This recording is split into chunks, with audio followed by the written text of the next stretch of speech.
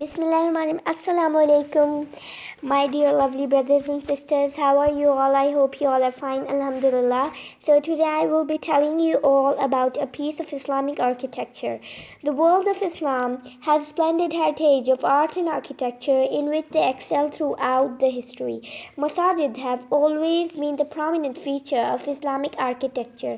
The essay not only highlights the glory of the Sultan Masjid but also throws light on the skill and ability of the architects of the time. So today I'm going to be telling you about the Sultan Masjid. It is also known as the Blue Masjid.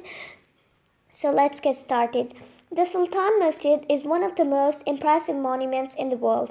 It is also known as the Blue Masjid because of the blue tiles that embellish its interior.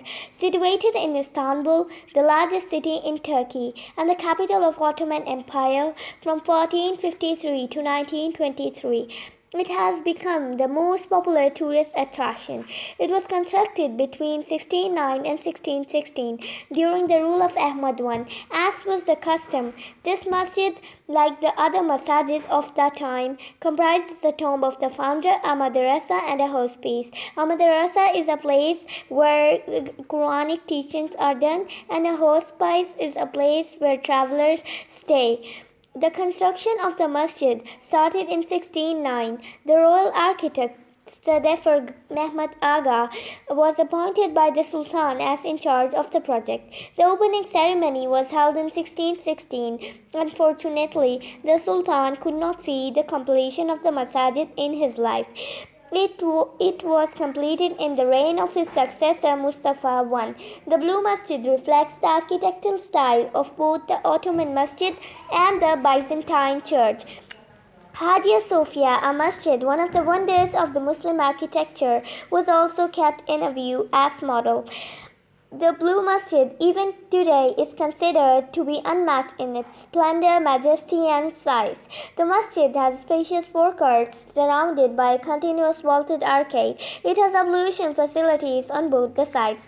In the center, there is a fountain which is rather small in contrast with the magnitude of the courtyard. A heavy iron chain is hung at the upper part of the court entrance at the western side.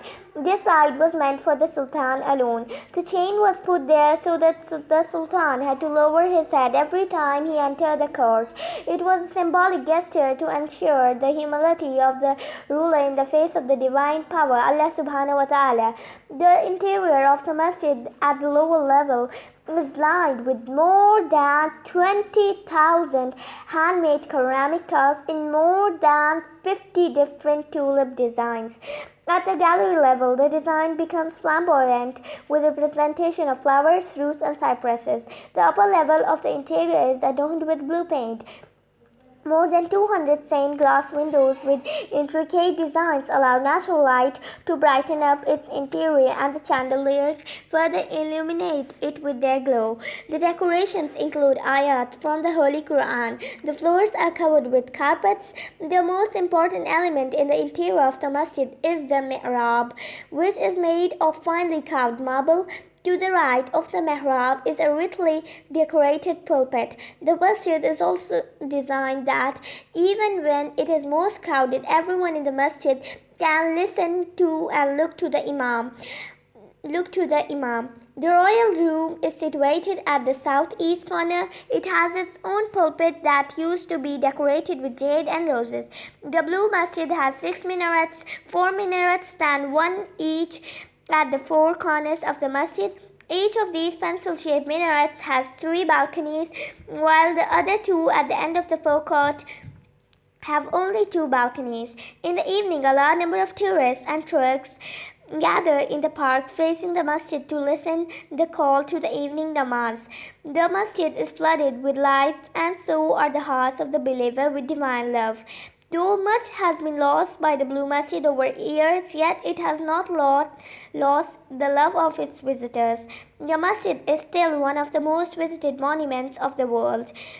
So tell me in the comment section below that Was this information informative or anything more you guys want to say? So I have some questions for you all. So question number 1, you guys should answer them in the comment box below. Question number 1, why is the Sultan Ahmed Masjid also known as the Blue Masjid? It is very easy, answer down. Number 2, who was appointed as the architect of the masjid? Question number 3, what was the purpose of hanging a heavy iron chain at the entrance court?